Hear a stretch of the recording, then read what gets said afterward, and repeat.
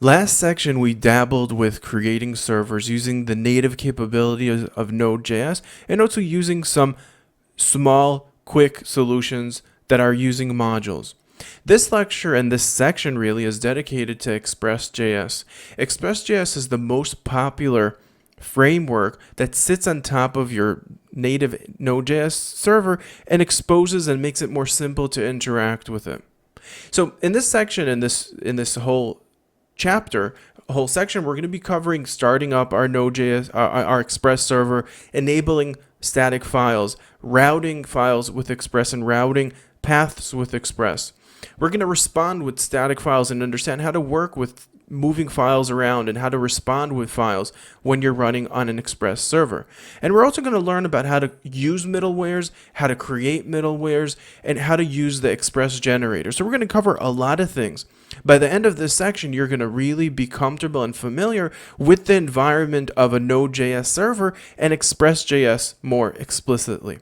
So let's jump right into the first topic. And the first topic in hand is really to start up our very first Node Express.js server, kind of a hello world type of sample. And in it, we already explained what is Express.js. Well, it's a framework that sits on top of Node.js. It is not a server because the Node.js itself, the technology, provides the server capabilities. Instead of that, it hides the complexities of Node.js and exposes an outer layer that is more simple to interact with. With that said, Express.js, similarly to Node.js, assumes dumbness. In other words, it does not want to tell you how to run your server, but instead of that, it wants to expose features and capabilities to enable other third-party solutions, even on top of it, other frameworks, to then have easy access to control and decide how does it want to respond to different server interactions.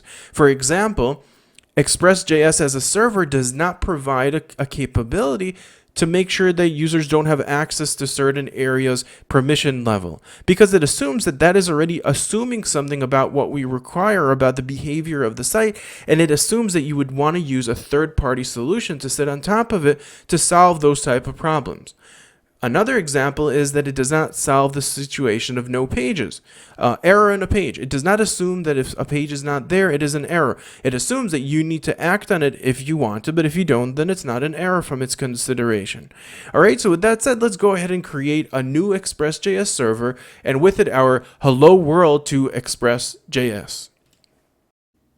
All right, let's set up our first Express server. Now you'll notice I'm in a new folder, move into your new folder, and let's get started. So I'm going to go into terminal, and what I want to do first is within this new folder, I want to set up a new package, a new install. So I'm going to call npm init, and I'm going to skip through the dialog and just create it.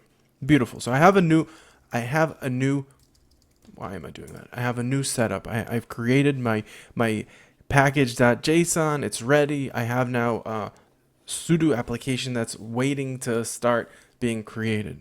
The next step that I want to do is I want to go ahead and install Express, and I'm going to go ahead and save it into our package.json, and I'm going to install Express. It will connect to the web, interwebs, and once it's connected into the interweb, it will download the package and install our Express server just like another package. And notice how I've done this locally.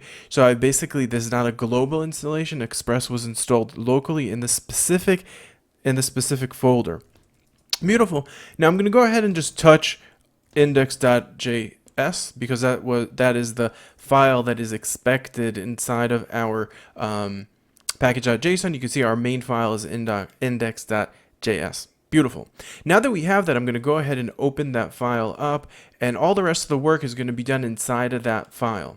So the first step that I want to do is I want to require Express, and then I want to instantiate it and basically create an Express application.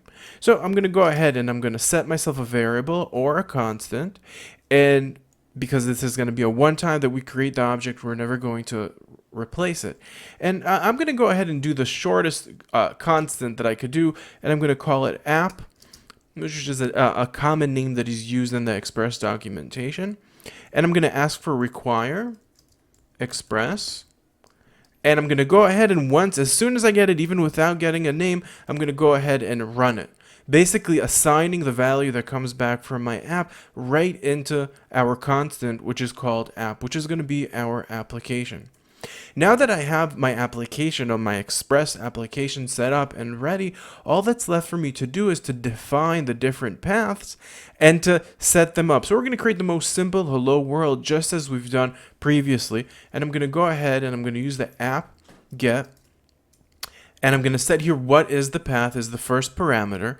The second parameter is going to be a callback function. As remember, we're talking that we're going to be creating, because we're working with Node.js at version 6 plus, we could already use the latest versions of JavaScript. And in the latest version of JavaScript, I could go ahead and in my code, literally go ahead and use my arrow functions, which will basically enable me to put here first, my first parameter is the request, the second is the response, and I'm going to go ahead and send that arrow, open a curly bracket, close a curly bracket, and there we go. We have now the response function that is going to be called whenever a match will happen to this get. Within this match, what I want to do is I want to send the response. I'm going to send in hello world, and I'm going to that's it. I really created the core of my application. All that's left for me to do is similar like we've done it in other HTTP requests and other applications that we've noticed. We need to listen to a certain port. And to do that, I'm going to call the listen, and I'm going to set the port to be let's do 3006 this time. And again, I'm going to create here a function, a callback function, an anonymous one using the arrow notation that is new to ECMAScript 6. And let me just go ahead here, and I'm just going to put here a console log. We are running on port 306. Beautiful, 3006 that is. All that's left for me to do is to actually run my application. So I'm going to go ahead and save this, and I'm going to go into my terminal, and literally what I want to do is I want to call Node, and I'm going to call index.js. And I'm going to go ahead there and run it. We're running on port 3006. And if I go back into my browser, I'm going to go directly to my local host, and I'm going to assign it the 3006 port. And if I go ahead, I'm going to see hello world. I've just created the most simple hello world Express. Okay, so we started off easy, and in the next lecture, we're going to build upon the simple structure that we've created and see how could we continue building out our application, our server.